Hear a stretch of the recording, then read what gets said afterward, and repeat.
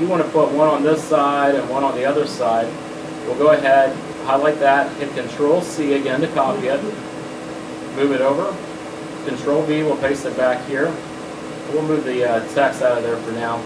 You can go ahead and take this, click on Modify, which is at the top of your screen here, and it drops down to Transformation. And, whoop, wrong one. Transformation and Vertical Mirror will give you a mirror image. And so if you want the same thing on both sides or something like that, or if it just works better on one side than the other, you can do that. Then again, use your alignment tools if you want them lined up horizontally. And there's so many things on a software like this that you can do if you know that it's there.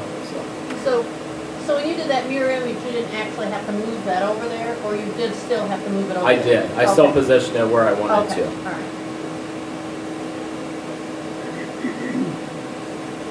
Oh, the mirror image just flipped it around. Right. Oh, gotcha. All right. Anything else? I had some files that when I would scan them, they were all dotted.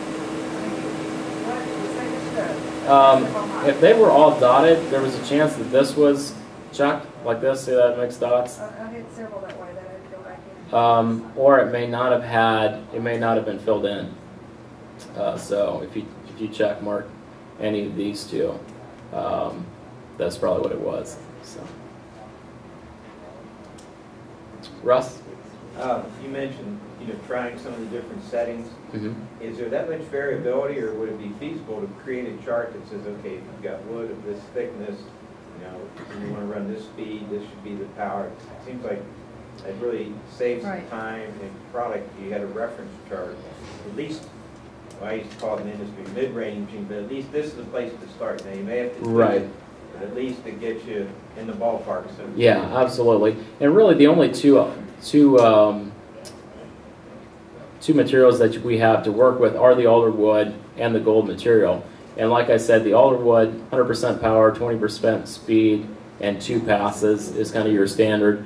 And then on the gold material is 100% power, 30% speed, and 1 pass should do it. Now, if you're working with other woods, which you guys really aren't allowed to, but for me, sometimes I'll run into it where somebody brings something into my store. It's really trial and error because even your woods vary so much as far as the density of them and how hard they are and stuff like that. Yes, in the back. Is there a reason why we can't get alder in larger sizes? Or why P. Graham Dunn does not offer other woods other than alder? That's a really good question. I would say, I'll pass that on to Jerry and Paul, but I would say you guys do that too. Anytime you guys have ideas like that, shoot Jerry an email. The more he hears it from you guys and from me, I mean, I'm in the same situation you guys are. I really don't work for the wholesale company. I want what the consumer wants too. Anytime we have ideas like that, pass that on. They're always looking. I was hoping somebody in the back room heard me. So. Yes, well, I'll pass it on for you. But I think like a 12 by 12 sheet of alder would be great. I don't know if that's available or not, but...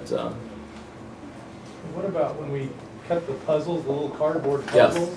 Yes. That's a vector? Yes, it is. Absolutely. I don't have a tray under mine when I do those. Does it mark your bed?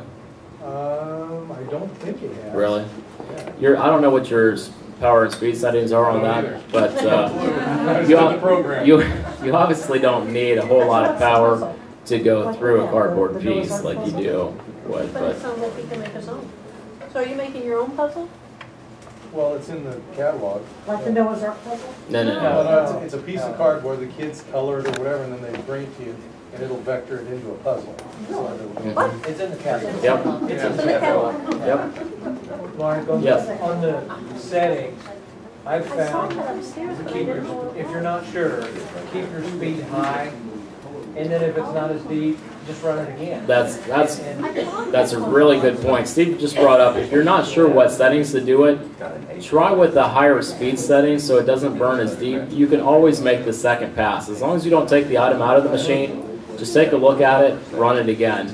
That's a really good point there. So.